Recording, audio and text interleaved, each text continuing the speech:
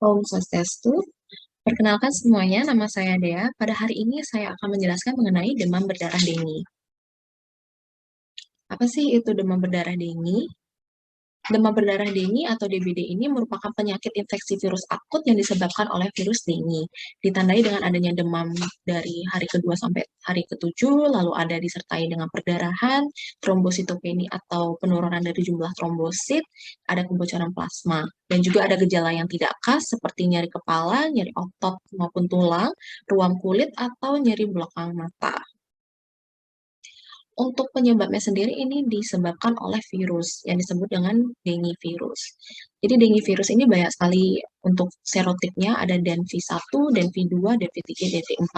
Kenapa sih ada virus DenV ini beda-beda? Jadi karena tiap daerah itu punya karakteristik virus dengue yang berbeda. Jadi contoh itu pada wabah tahun 2018, di Batam itu kebanyakan serotipnya yang DenV2, tapi kalau yang di Ambon itu DenV1. Ini merupakan faktor atau yang menyebabkan kita tuh demam berdarah itu disebabkan dari nyamuknya yang membawa virus tersebut. Untuk nyamuknya itu sendiri ada Aedes aegypti, Aedes albopicus, Aedes polynesiensis, dan Aedes cutellaris. Jadi yang paling kita ketahui, yang paling kita sering tahu itu yang Aedes aegypti.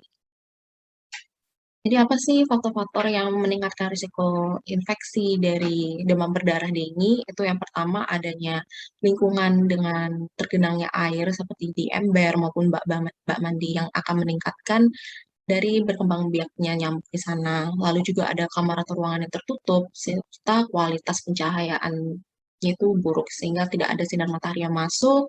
Lalu juga ada pakaian yang digantung. Nah, ini sering banget yang ada di rumah, pakaian digantung itu sebagai habitat nyamuk. Jadi banyak sekali nyamuk itu diam di sana dan berkembang biak juga. Dan untuk kelompok yang beresiko itu ada orang-orang yang lebih melakukan aktivitas di luar rumah ataupun olahraga di luar rumah seperti pekerjaan di luar rumah yang kita ketahui seperti petani maupun pedagang. Lalu juga ada individu yang berkelompok dalam lingkungan yang padat. Ini cara virus dengue masuk ke tubuh ya. Yang pertama itu nyamuk akan menghisap darah dari orang yang sakit yang sudah punya virus dengue itu akan berkembang biak di nyamuknya itu. Kemudian virusnya akan diam di tubuh nyamuk dan bereplikasi atau berkembang biak lah namanya selama 8 sampai 10 hari. Dan selanjutnya nyamuknya itu juga akan menginfeksi orang lain atau menggigiti orang lain sehingga orang lain itu juga akan sakit. Jadi untuk gejala yang bisa ditimbulkan dari demam berdarah ini, yang pertama ada yang namanya fase demam tinggi dalam 1 sampai 3 hari pertama. Jadi gejalanya itu ada demam mendadak yang tinggi disertai dengan berbagai gejala yang timbul. Lalu ada fase kritis, ini biasanya demamnya turun drastis dan sering mengecoh, seolah terjadi kesembuhan. Padahal hal ini bisa terjadi shock ya. Dan untuk yang hari ke-6 sampai 7 itu namanya fase penyembuhan, di mana demam itu kembali tinggi sebagai reaksi dari kesembuhan. Jadi ini untuk yang fase kritis ini perlu perawatan khusus di rumah sakit ya. Jadi ini adalah cara untuk mencegah dari demam berdarah dengue.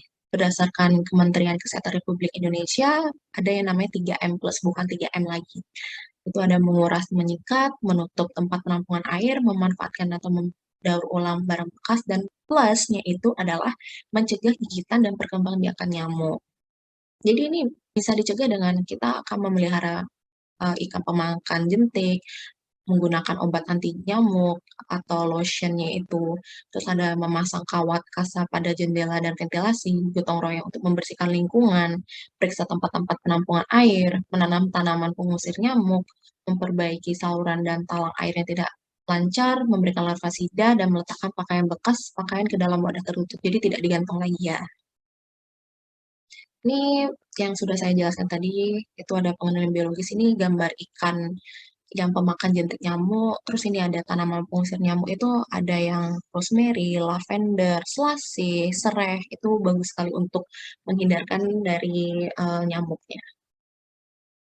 Ini pengenalan kimiawi mungkin udah sering dilakukan ya, seperti tindakan fogging yang sering dilakukan oleh dinas, lalu juga ada penggunaan bubuk abate. Jadi perlu diketahui juga kalau kita itu menggunakan bubuk abati itu cukup tuang 1 gram bubuk abati itu dalam bak mandi yang udah ada air itu 10 liter air. Dan ini bisa bertahan sampai 3 bulan. Jadi setelah 3 bulan itu harus diganti.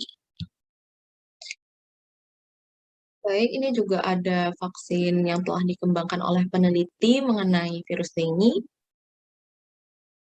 Oke, jadi itu semua mengenai informasi yang bisa saya berikan mengenai demam berdarah dengue. Semoga informasi yang telah saya sampaikan itu sangat bermanfaat bagi kita semua. Tetap jaga kesehatan dan terima kasih.